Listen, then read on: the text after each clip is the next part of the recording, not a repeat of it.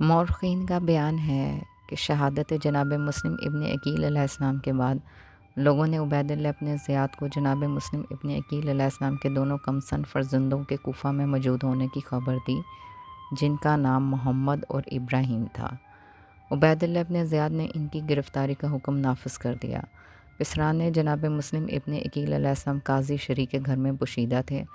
سرکاری اعلان کے بعد قاضی نے بچوں سے کہا کہ ہماری اور تمہاری دونوں کی جان اب خطرے میں ہے، بہتر یہ معلوم ہوتا ہے کہ تمہیں کسی صورت سے مدینہ منورہ پہنچا دیا جائے۔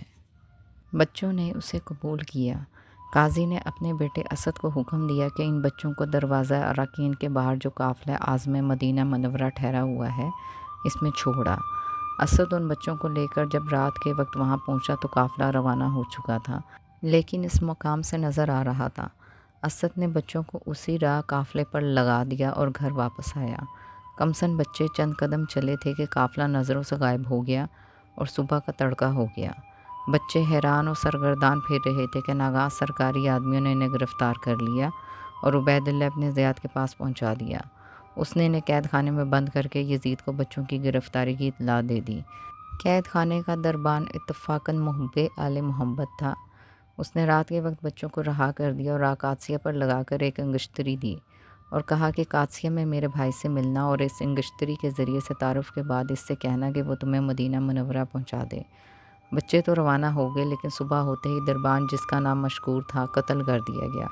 اس سے پوچھا گیا کہ تو نے پسرانے جناب مسلم ابن عقیل علیہ السلام کو کیوں چھوڑ دیا؟ اس نے کہا خوشنودی خدا کے لیے۔ عبید اللہ ابن زیاد نے 500 کوڑے مارنے کا حکم دیا۔ مشکور کی شہادت کے بعد اسے عمر ابن الحارث نے دفن کر دیا۔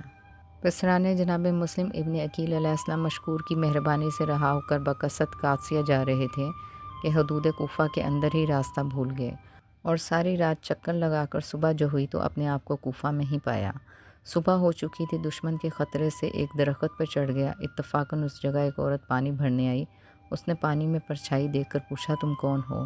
انہوں نے اطمینان کرنے کے بعد کہا ہم فرزند جناب مسلم ابن عقیل علیہ السلام ہیں۔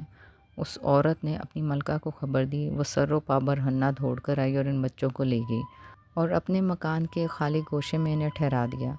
تھوڑی رات گزری تھی کہ اس مومنہ کا شوہر حارث بن عروہ سرگرداں پریشان داخل خانہ ہوا۔ مومنہ نے پوچھا آج بڑی رات کر دی، خیر تو ہے؟ اس نے کہا کہ مشکور دربان نے پسرانے جناب مسلم ابن عقیل علیہ السلام کو قید سے رہا کر دیا ہے، جن کی تلاش کے لیے انعام و اکرام عبید اللہ ابن زیاد کی طرف سے مقرر کیا گیا ہے۔ میں بھی اب تک انہی کی تلاش میں پھر رہا تھا۔ حارث کھانا کھا کر بستر پر لیٹ گیا۔